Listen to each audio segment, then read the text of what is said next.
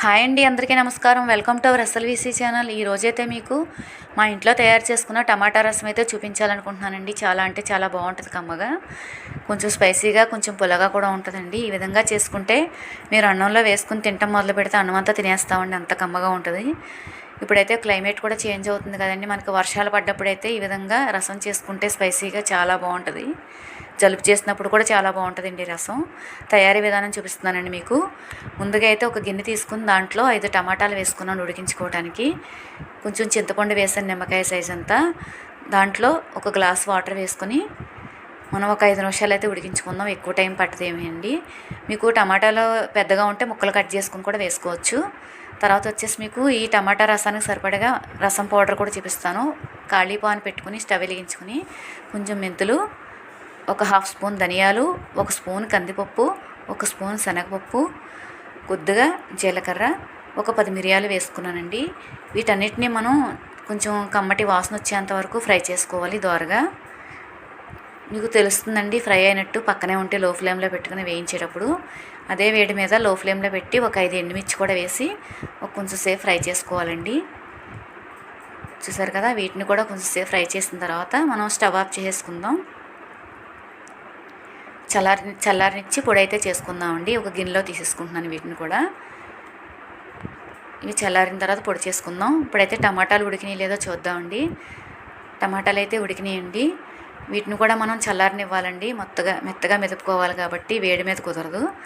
తర్వాత వచ్చేసి చల్లారేలోపు మనం ఈ పొడిని రెడీ చేసుకుందాం. రసం పౌడర్ని అయితే ఇవి చల్లారినాయి కాబట్టి మిక్సీలో వేసుకుని చాలా మెత్తగా అంటే మెత్తగా పొడి చేసుకోవాలి. చూసారు కదా, మీరు కొంచెం ఎక్కువగా చేసుకున్నా మనం స్టోర్ చేసుకోవచ్చండి. నేను ఈ ఒక్క రోజుకే చేశాను. దీంట్లో కొంచెం వెల్లుల్లి రెమ్మలు, ఒక పచ్చిమిర్చి అయితే వేసి మిక్సీ పట్టేసుకుని పక్కన పెట్టుకుంటున్నానండి రసంలో వేసుకోవడానికి. ఇదైతే రెడీ అయిపోయింది రసం పౌడర్ మీకు. ఇది వచ్చేసి టమాటాలు చల్లారినాయి కదండి. చల్లారిన తర్వాత మనం పప్పు గుత్తి ఉంటుంది కదండి, దాంతో చాలా మెత్తగా అంటే మెత్తగా ఒక గుజ్జులా తయారు చేసుకోవాలి టమాటాలన్నింటినీ మెత్తగా. చూసారు కదా, చింతపండు టమాటాలు మొత్తం అంతా అలాగా నొక్కుతూ ఉంటే మీకు ఒక గుజ్జులా తయారైపోతాయి మెత్తగా. వీటన్నిటిని మనం ఆ రసం ఆ టమాటా తొక్కలతోనే పెట్టేసుకోవచ్చండి. కొంతమంది ఇష్టపడరు. నేనైతే వడపోసేస్తున్నానండి. ఒక చిక్కం పెట్టుకుని ఒక గిన్నెలో అయితే వడపోసుకుని మొత్తం రసం అంతా పిండేస్తున్నాను.